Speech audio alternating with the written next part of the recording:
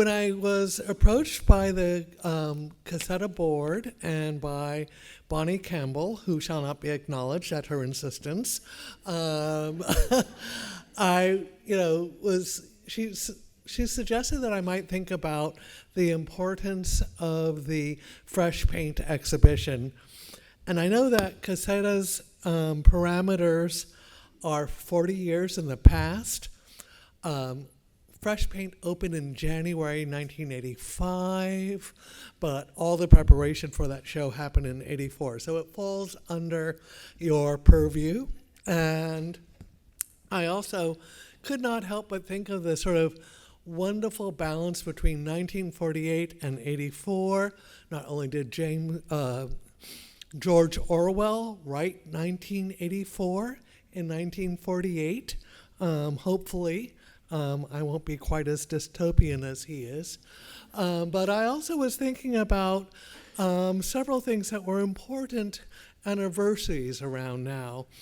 When I was thinking about what I could do for this presentation today, it came very clear to me that not only has the Contemporary Arts Museum just celebrated its 75th anniversary, and we have just celebrated at the Museum of Fine Arts the 100th anniversary of the opening of our first building. And what a trip it's been. What a wonderful occasion to revisit these two institutions in particular, who have worked side by side, sometimes as rivals, more often as colleagues. And today I'll focus on both institutions' commitment to present and preserve the work of Texas artists in an expanded field. So put on your seatbelts. You will see art made by people outside of Texas too. Thanks so much for the invitation. And I must admit I revisited my own Texas book, which I spent a number of years in the 1990s researching. It was published in the year 2000. And to sort of go back into that research almost 25 years later, to think about the important role that Barbara Rose and Susie Khalil in particular had at that moment in Texas, was, both sort of a shock to me that was 40 years ago. How could it be that long? But also to sort of think about how that still reverberates and echoes into the present moment.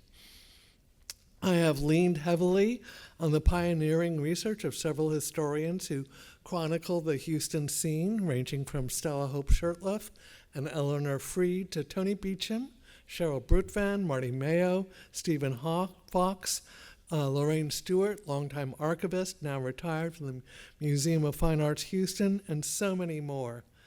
And in the publications sponsored by Caseta, and the bibliography on Texas art since I published my book has expanded exponentially. The scholarship in this room and the brain trust it represents has really turned the field around. And I'm somewhat abashed to stand before you today.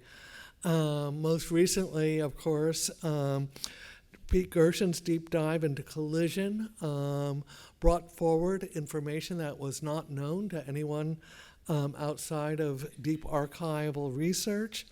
And of course, we have to mention one more time making the unknown known, women in early Texas art, because it's such a great occasion to celebrate.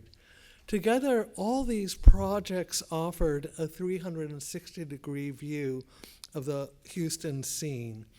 And I'm not going to try and attempt such a survey. I'm really narrowing it down to only two institutions and to think about how they complemented one another and set the stage for Texas art for more than 40 years.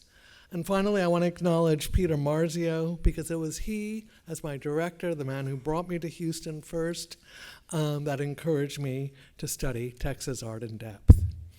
So, anyone want to guess which institution was erected by the people for the use of the people? Was it Humboldt Oil's glamorous filling station at Main and Jefferson, here shown in 1919, or the Museum of Fine Arts, the 1926 expansion of our first building, designed by William Ward Watkin. Well, it was the museum that has it still inscribed on our entry lintel of the original entrance, but there is a kind of pragmatism that underlines so much of what was done for the arts in Texas, and the understanding that it was for the need of our community. Also, I brought these two buildings together because of their essential historicism. Neither look particularly contemporary. I must admit, I would have, if this filling station still exists, I'd go out of my way to use it every day. Unfortunately, long gone. And the Museum of Fine Arts, well, we've got our little sort of Parthenon facing Herman Park. It was very much a part of our City Beautiful moment as we were thinking about how the arts and amenities and universities could enrich Houston. But this is a building that looks like it's looking to the past and not to the future. Well, that's not really Houston's nature. We live in a futurist city. This is the same intersection as that gas station less than 25 years later.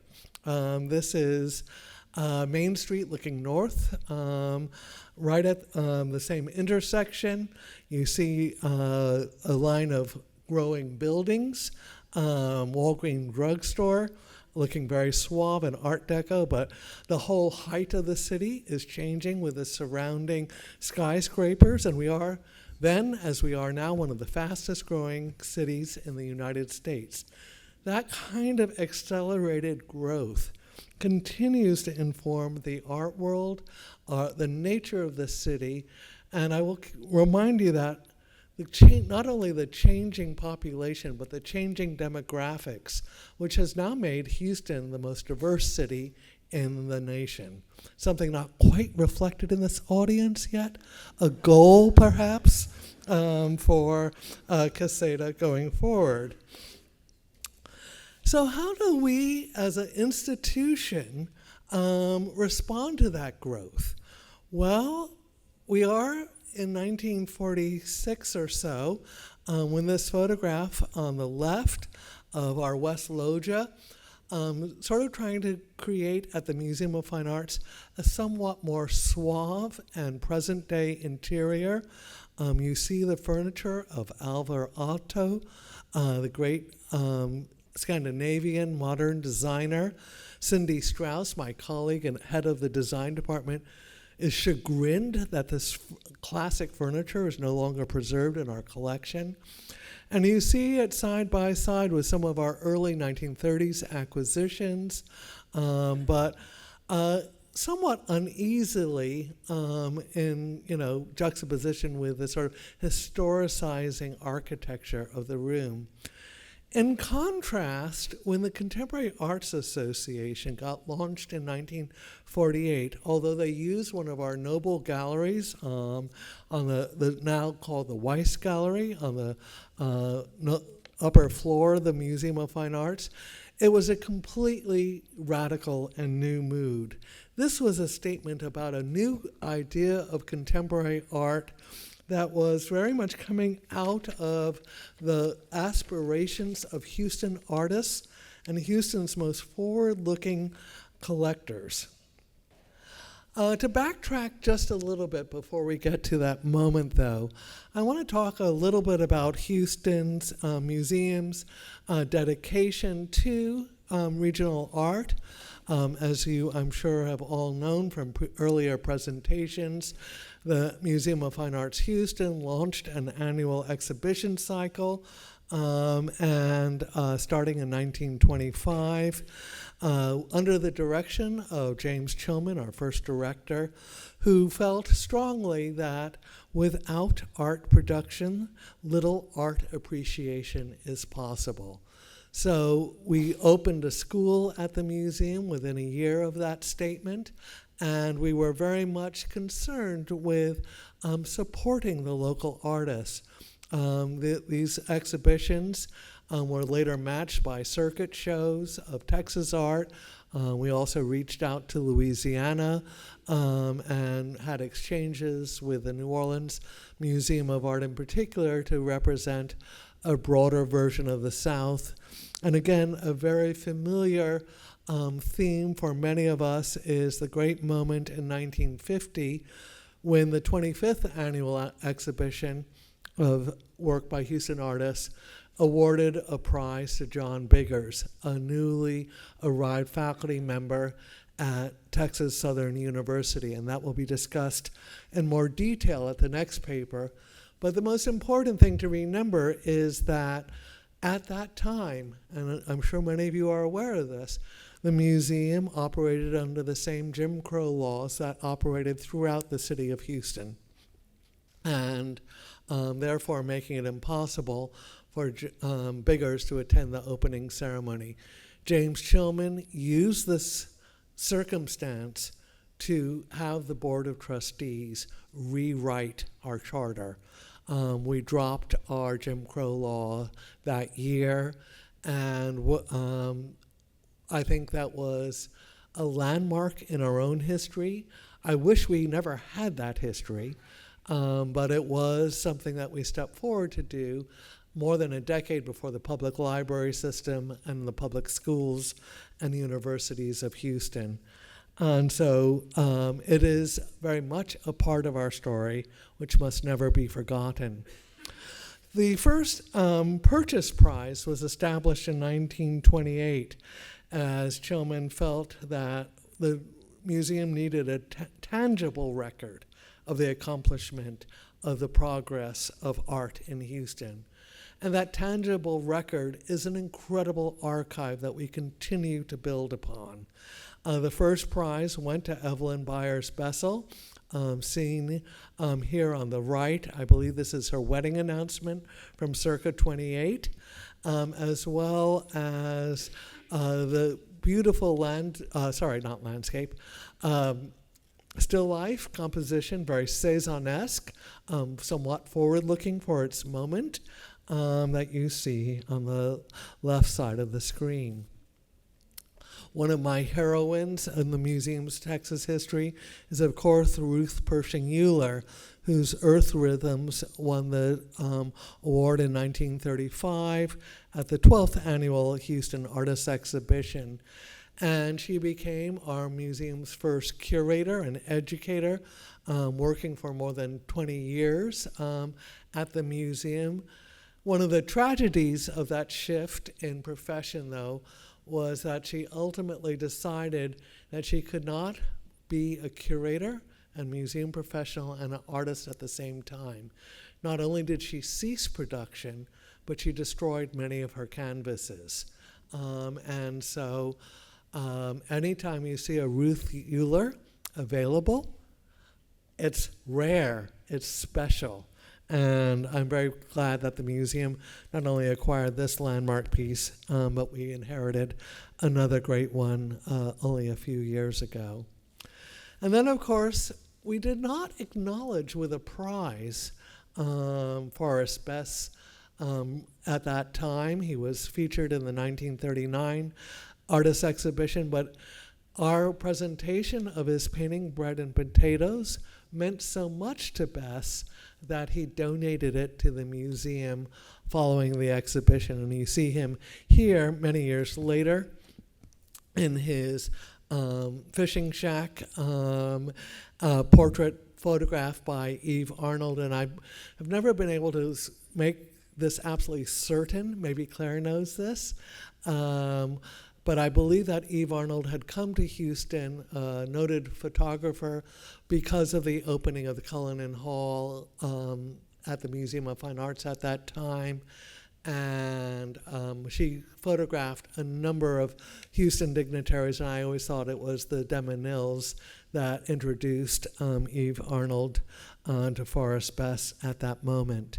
You might recognize on the wall the fabulous red, white, and blue painting that then entered our collection in the 1980s and graced the cover of my catalog.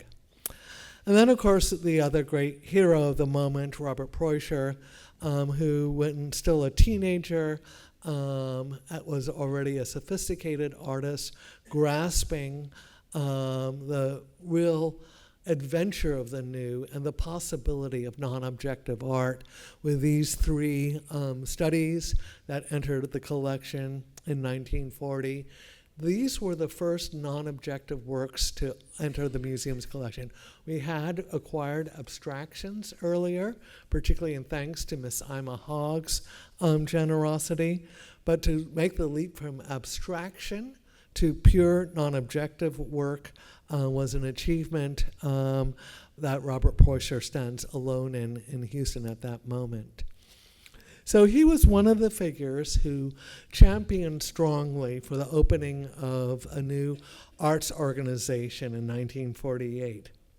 Here you have a view of the This is Contemporary Art exhibition organized by the Contemporary Arts Association, which opened in our building in October-November 1948.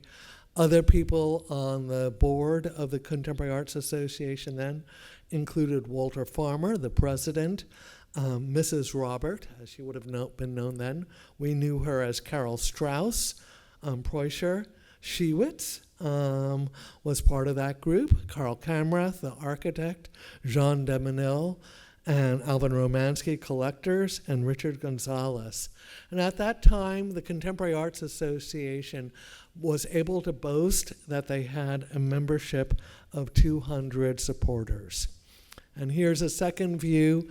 You begin to get a sense of the radical installation techniques embraced by Frank Deleska, who said he was working on the seat of his pants, but certainly his display of modern furniture, design, ceramics, utilitarian objects, as well as fine arts, is a remarkable departure for Houston. Things like this have been seen in New York and elsewhere, but already a radical reappraisal for what art installations could look like.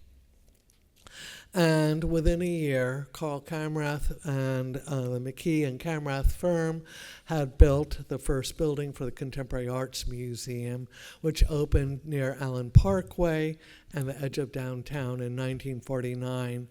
And the same, I would say, populist and high design aesthetic continued in their first installation that you see here with this sort of dramatic off-angle building.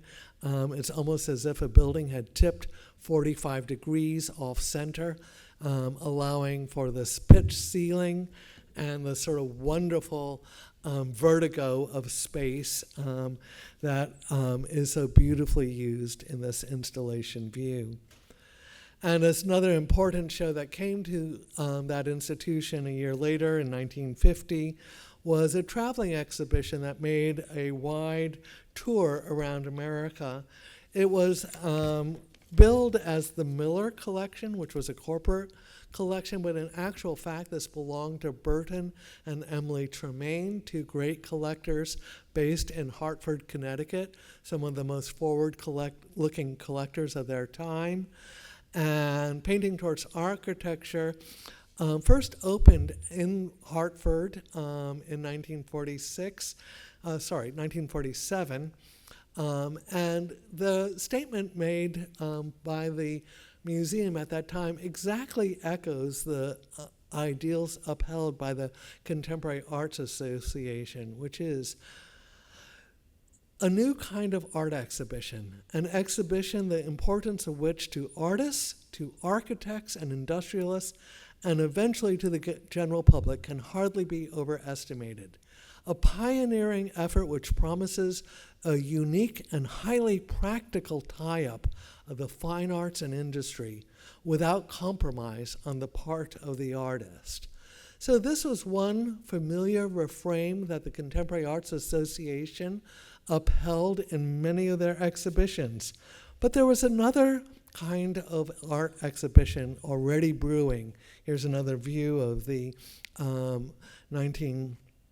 50 show, but also a jump to a very different kind of exhibition sponsored by, as they were called then, Mr. and Mrs. John de Menil.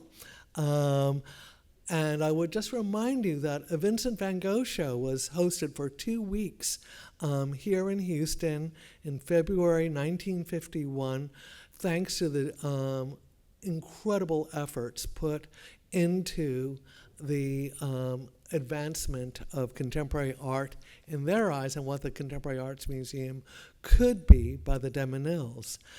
And, well, these are paintings from 1900? No. Are they contemporary? No, they're from the 1880s and 1890. But there was an enormous hunger to see Van Gogh. We still know that all we have to do is put Van Gogh's name on the front of our museum to have a waiting line outside, and I think that de Menils were very much aware of that as well. And certainly the Museum of Modern Art had featured Van Gogh in solo shows quite recently. There was a major Van Gogh show at the Museum of Modern Art in 1945. John de Menil was on the board of the Modern by that time, and I think he really understood what would draw a larger public to the museum, not just a public of contemporary art enthusiasts, but the city of Houston.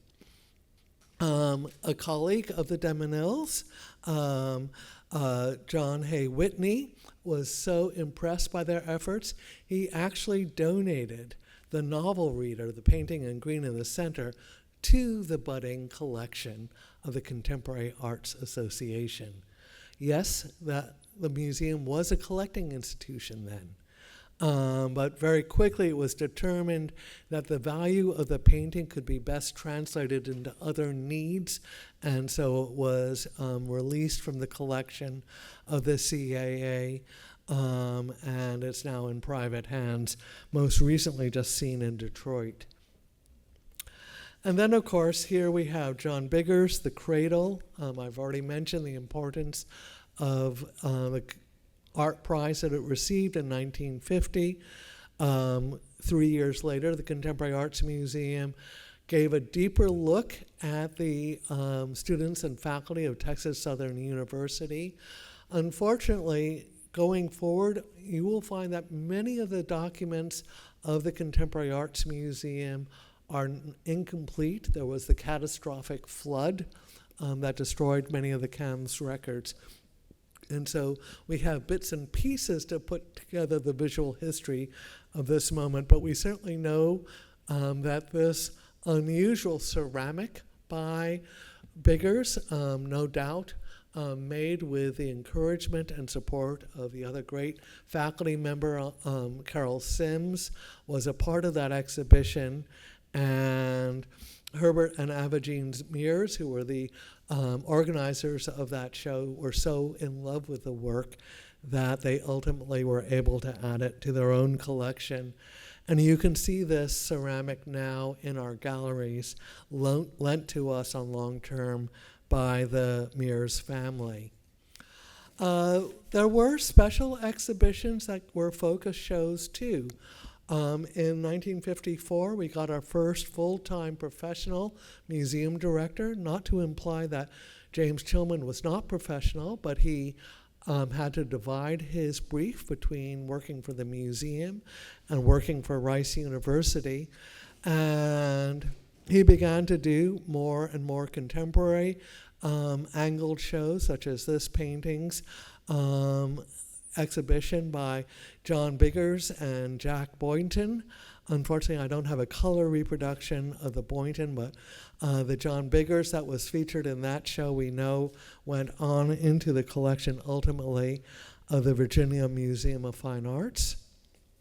And at the same time, Lee Malone was working closely with the Board of Trustees at the Museum of Fine Arts to refashion the museum, to think about how our gallery and public spaces could be more modern, more forward-looking, perhaps without the radical design that you saw in the Contemporary Arts Museum's Camrath building, but certainly now a sort of precursor to a kind of Miesian aesthetic that then was fully committed to in 1954, in May that year, when Nina Cullinan made the extraordinary gift to the museum to endow a building extension that would be by the best architect working today.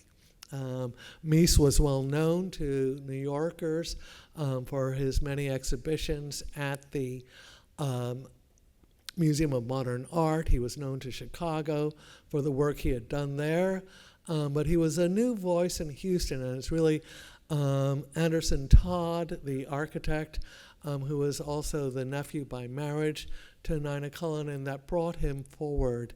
And we have the very rough sketches he made for what was to become not only the Cullinan Hall, but also the later addition of the Brown Pavilion here. He also suggested that we pave over our south lawn and make it a sculpture court. I don't think he understood the heat of Houston. So this is one part of the Mies design that I'm rather relieved was not realized. The Contemporary Arts Museum continued to need to grow. They lost their $1 a year lease on the property they had downtown, a generous lease offer created by the Dietering family, and the Prudential Insurance Company offered the same terms on a property on the corner of Fannin and Holcomb now, and the building moved there with great ceremony, a parade down Main Street, apparently at 1 a.m. Horns were blown as they passed the Museum of Fine Arts, a salute of one institution to another. And as the building was placed on the new site, it had been cut in half in order to move down the street. But they also took advantage of this moment to add another 40 feet of exhibition space that would allow for an expanded program. And what a program they launched. You had Germaine McKagy, the CAM's first full-time director, arrive as well. She had been a volunteer.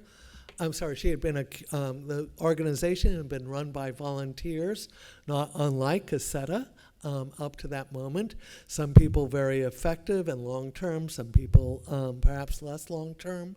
And Germaine McKay came from San Francisco to professionalize the organization sponsored by the de Menils. And I will note, following the theme of this weekend, that the de Menils and Contemporary Arts Association didn't want a lady curator at first. They asked her husband, and Douglas McKagy, who actually was in the process of divorcing Germaine, somewhat concerned about her future, and he suggested that, no, I'm not the person for this job, but my wife is.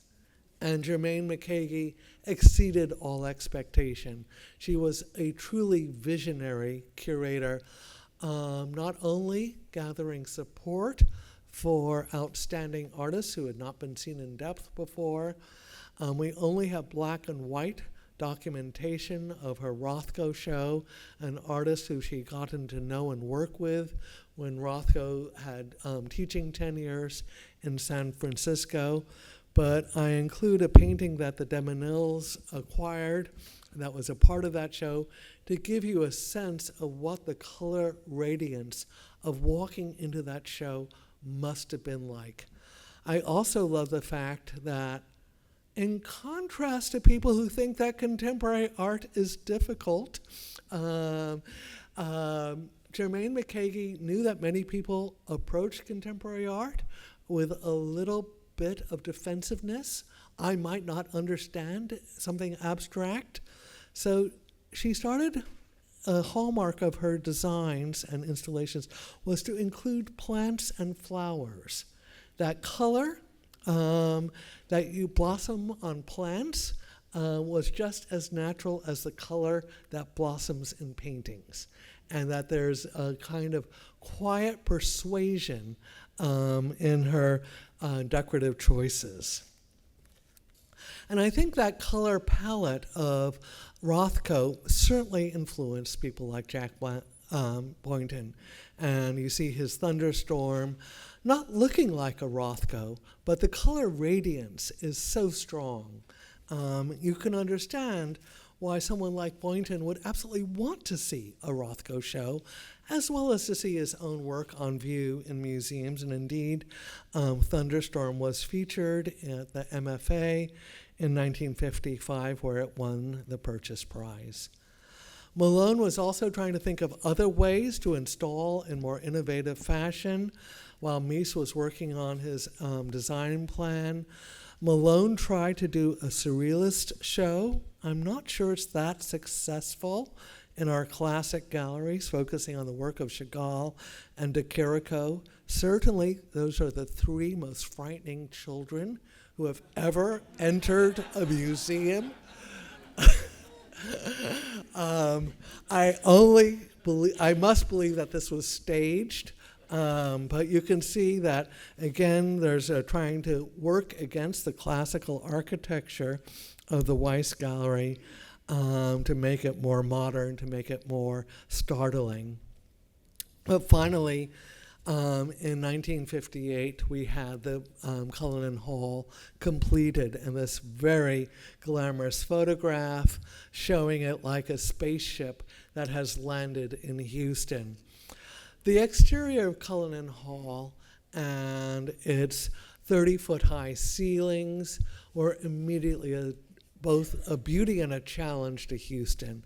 I'm not showing you installation views of the very first exhibition very deliberately, because Lee Malone had curated a very strong show thematically of the figure and art, but did not figure out how to install it successfully.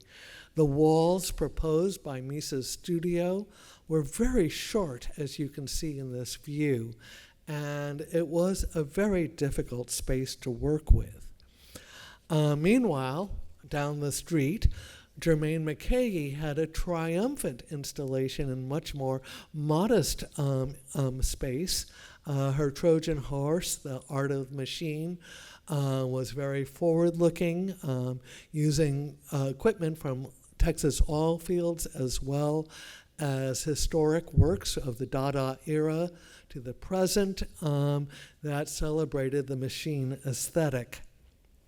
And she was partnered in this show by what was then the CAM's chief preparator, the sculptor Jim Love.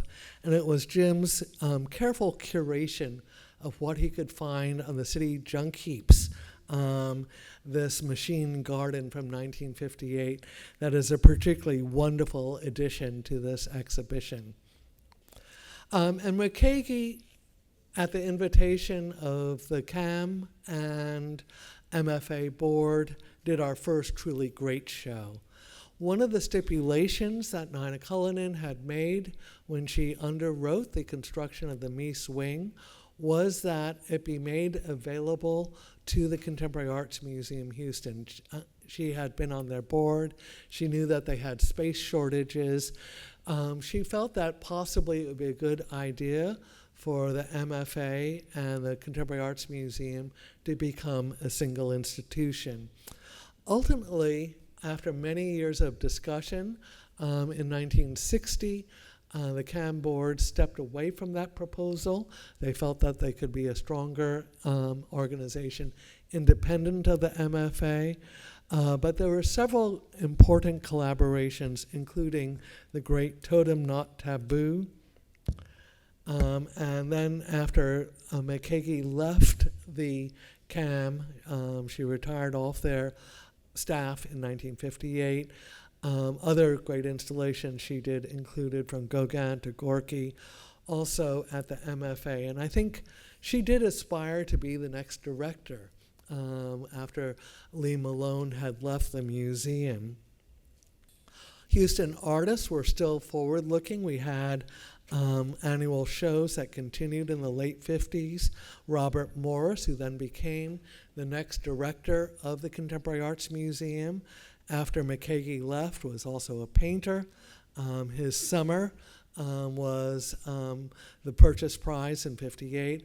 Bill Condon's wonderful panorama of Rice University, celebrating the Moorish Revival's architecture and this sort of fabulous montage, also recognized by a Purchase Prize. And I think Herbert Mears's construction very much captures a city where I think the national bird was the crane. We were constantly under construction, tearing down and rebuilding.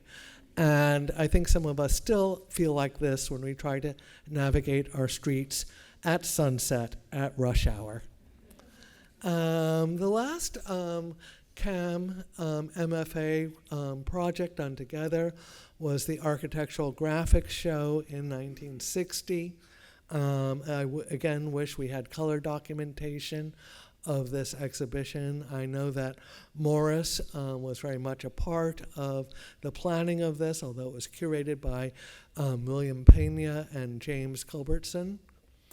And then you have, I don't have any installation views of our annual Houston shows, but this one view of one of our Texas shows shows you a little bit of the disconnect between the monumental space of Cullinan Hall and the more intimate scale of many of the Texas artists at that time.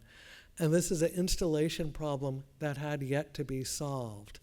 And it would be solved in a rather drastic fashion by James Johnson Sweeney, who you see on the steps of Cullinan Hall, and then his alter ego, the great Olmec head, which he brought here in 1963 for the Olmec tradition. Well, what did James Johnson Sweeney do for Houston? Well, as most of you probably know, he canceled our local shows. They moved on to other institutions, the Jewish Community Center, ultimately the University of Houston. Other organizations took up that mantle.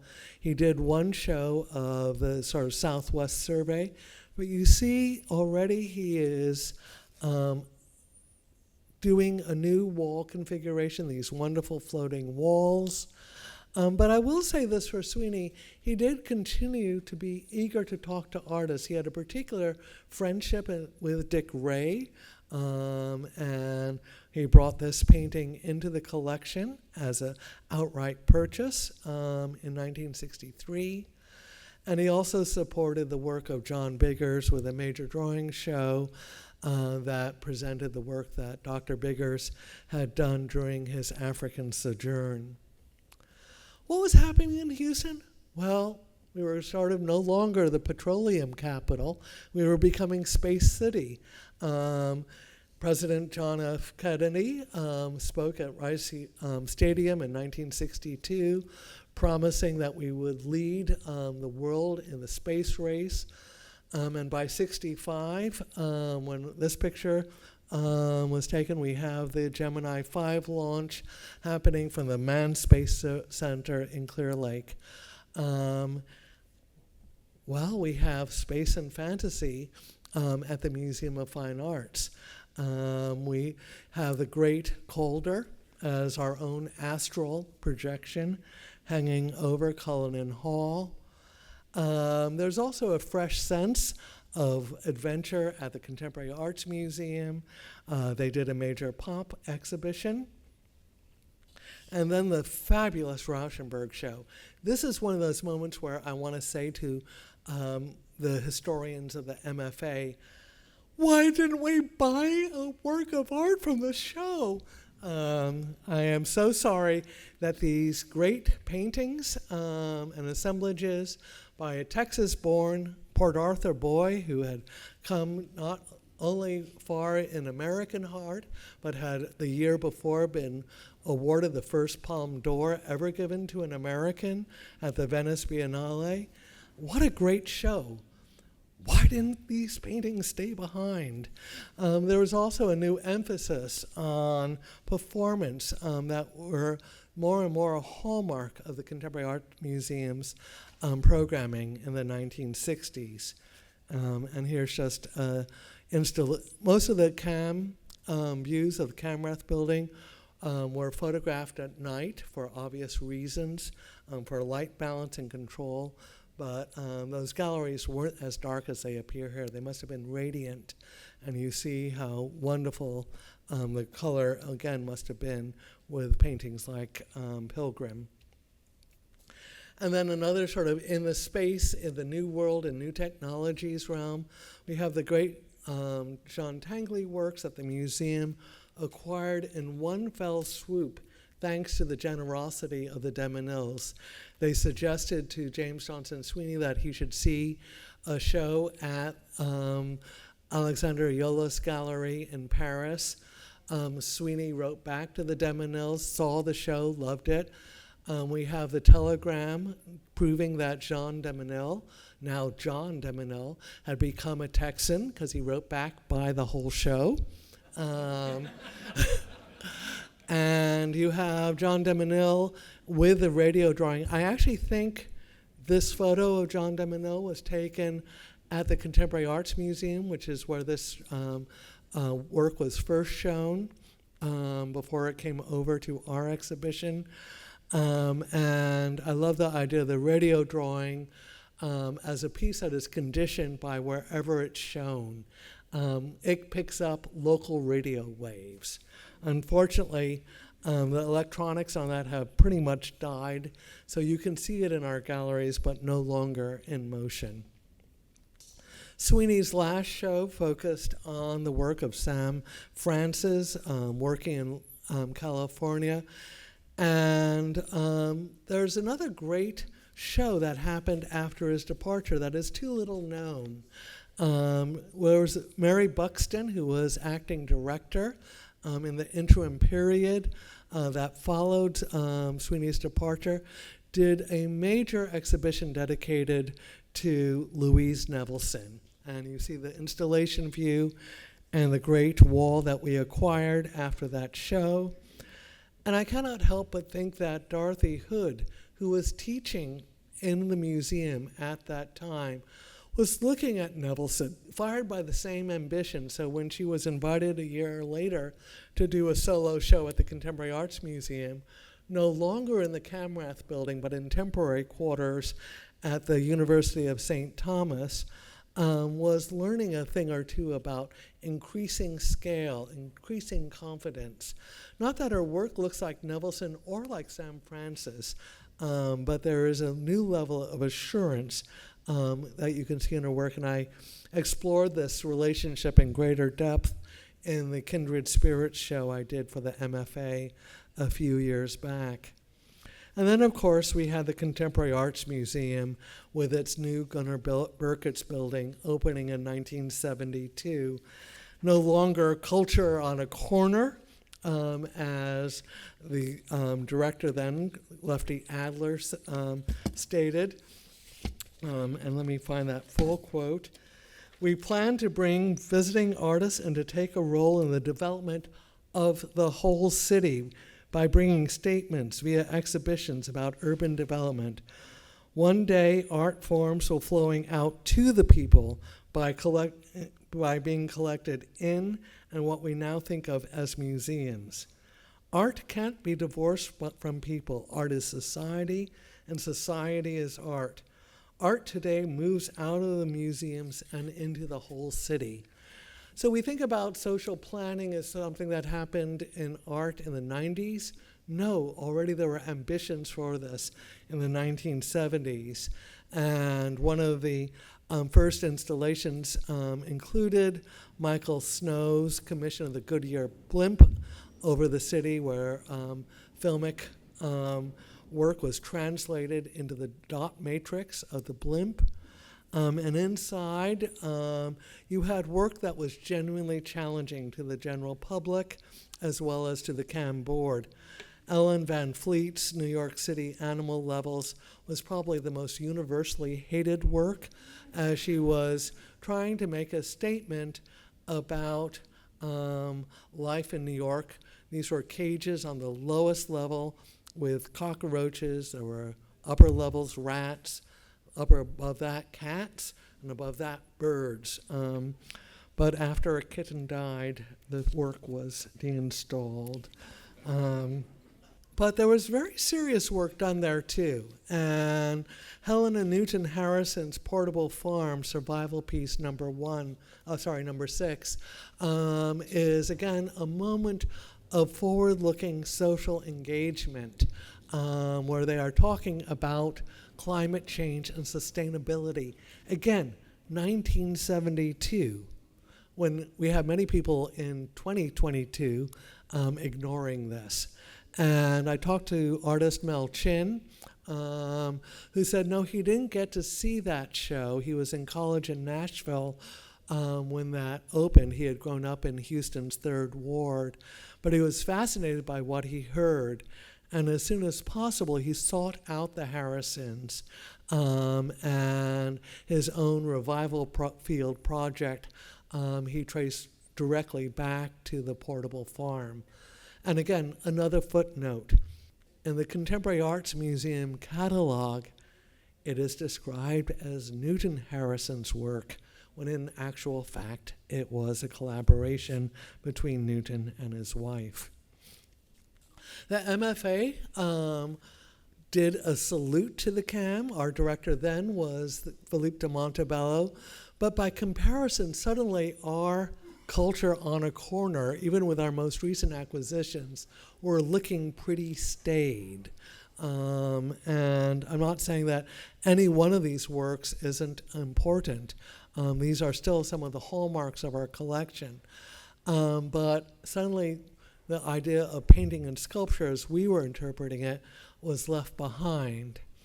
At the same time, construction began on the expansion of the museum, and we opened in 1974 with a great exhibition curated by E.A. Carmine celebrating color field art, the great decade of American abstraction, which found its immediate echo in a second show that E.A. did the following month of abstract painting and sculpture in Houston, which introduced artists like Philip Renteria and Pat Colville not only to our walls but also into our collection. Meanwhile, another director had come to shake things up at the CAM, the great James Harithus, and the legacy that Jim leaves behind cannot be underestimated. His first exhibition, 12 Texas, introduced artists like Luis Jimenez, Michael Tracy, whose installation you see here, as well as honoring more established figures like Dorothy Hood. The 12 artists of 12 Texas, I should call out the full name roster: Mel Casas, John Fleming, Woody Gwynn, Dorothy Hood, Luis Jimenez, Rafael Martinez, William Petty, Sandra Stevens, James Searles, Michael Tracy, Bob Wade, and Mac Whitney.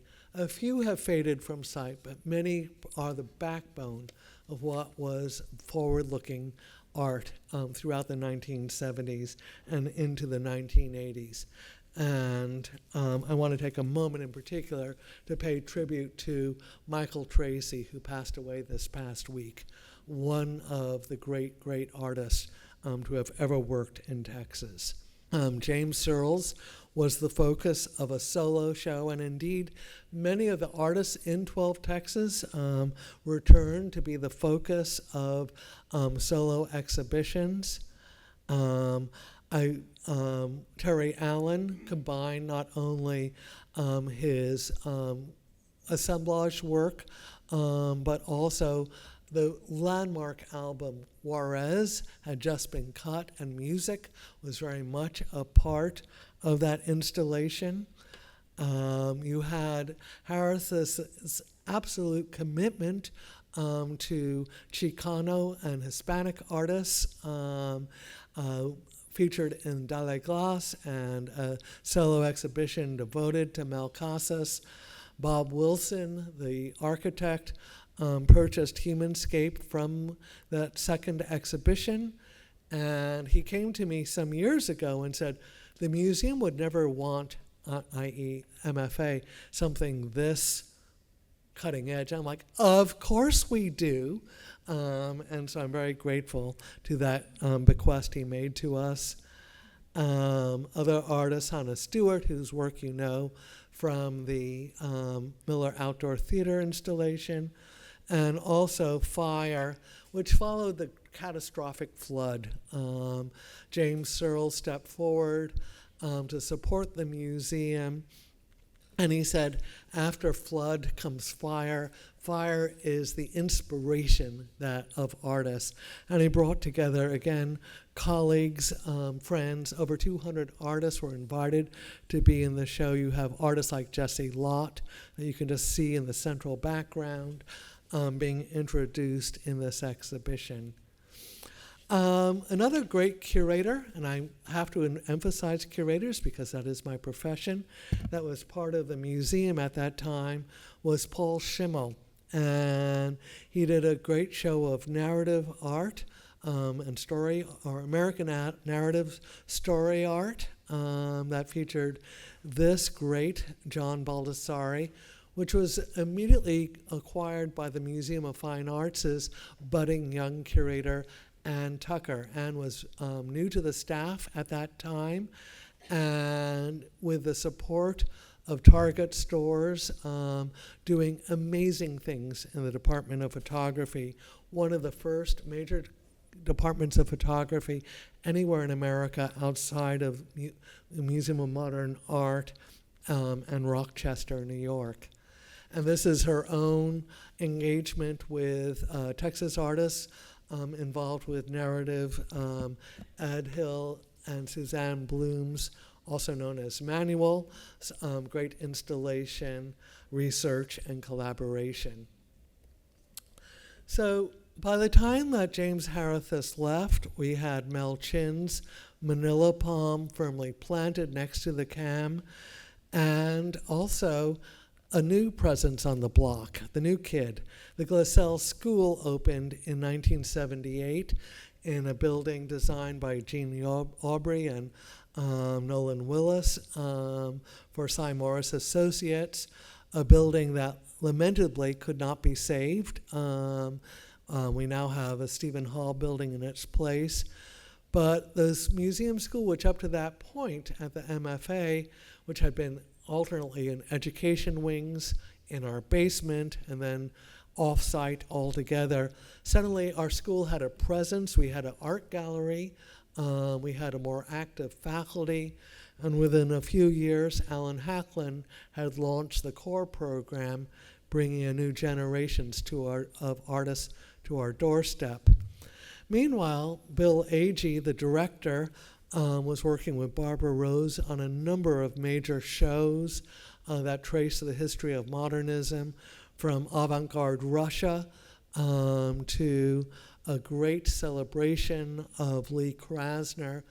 And I spoke to Terrell James, a painter who remembers that as she was just finishing her education as a painter, coming into this installation where there was a conversation hosted by the museum between Barbara Rose and Lee Krasner. And Krasner said, when I get stuck, I destroy and start all over again. Sort of the story of Houston in a way, too. But, and Terrell said it was incredibly liberating to realize that you could move forward by cutting off what was behind. Linda Cathcart came to the Contemporary Arts Museum in the 80s. Her program again centered many great Texas artists. Earl Staley's Mythologies presented this painting, The Ship of Fools, which a few years later entered our collection. Vernon Fisher was also celebrated in a solo show by Cathcart. And Southern Fictions, curated by Linda and Marty Mayo, was, I think, one of the great shows that happened just before I came here. I didn't see it, but it laid the groundwork for some of the same investigations that we followed up on with the Fresh Paint exhibition. And she brought together artists that weren't just Texas, it was a Southern survey. Yes, Texas artist James Searles dominated the landscape, but there was great work by William Eggleston, which Ann Tucker moved quickly to acquire for the museum, as well as William Christenberry, and a shout out to Betty Moody, who's in the audience, for making this a generous gift to the Museum of Fine Arts in honor of her grandson. Michael Tracy was entering our collection as well, thanks to the generosity of leading collectors and donors in Houston. Michael Tracy may have felt like he was the shocking cutting edge, but when you actually look at his paintings, donors, you have people like Mr. and Mrs. George R. Brown, the Brown Foundation family, stepping up to be his supporters. And of course, there was a special exhibition of Michael Tracy's at the Contemporary Arts Museum, and the most prominent members of the Contemporary Arts Museum board wanted a permanent legacy from that show. And again, this Michael Tracy came to the MFA because of the CAM show. And then Fresh Paint, January 1985. A spectacular achievement by Susie Khalil and Barbara Rose that invited over 40 artists to work large scale in our halls. The most dramatic installation being by Joseph Glasgow. Here's the opening night. Yes, there was a hunger for this art. People wanted to see the Museum of Fine Arts supporting Texas artists. This was Peter Marzio's initiative. I had just arrived in Houston a few weeks before this happened, and it was thrilling to watch. And Barbara Rose and Susie Khalil had shepherded already some of the paintings for the show into the collection. You see Melissa Miller and Derek Bosher here. And then Susie Khalil, again, Barbara Rose departed shortly after that opening, worked with me to identify other works in the show that should enter the collection. Finally, the museum, having represented John Biggers through works on paper, got a major mural painting of his, the Jubilee Ghana Harvest Festival, again, a reflection of his time in Africa, as well as another senior figure, Joseph Glasgow. Notice the credit line. We had incredible support from one corporation at that time. It was at that time called Texas Eastern. It became Duke Energy. And Duke Energy was the major underwriter for art collecting at the Museum of Texas Art for another decade. And they allowed us to acquire work by people like Vernon Fisher. And that commitment did not stop when Duke Energy went away. And I have continued to work on building that legacy. We were able to buy in the last couple of years a remarkable early John Biggers painting from the artist's widow, Hazel, this untitled washerwoman that takes the history of John Biggers back before he was in Houston, as well as an absolute landmark, Forrest Bess. And finally, yes, we look at young artists today. This is on view in our galleries, Adriana Corral and Vincent Valdez, artists who are also seen in the Contemporary Arts Museum's recent acquisitions. This looks like a very easily done installation. This was actually a challenge. The view that you see here was at Massimoka in northwest Massachusetts, where Adriana carved dates into the wall that she had invited the citizens of North Adams to share with her. And then we bought the drywall. We rebuilt the drywall in our galleries. And you see Vincent Valdez's Requiem sculpture as well in the foreground. A statement about the state of America right now, where we are, where we're going. Hopefully the country can heal from the incredibly divided nature of our present moment.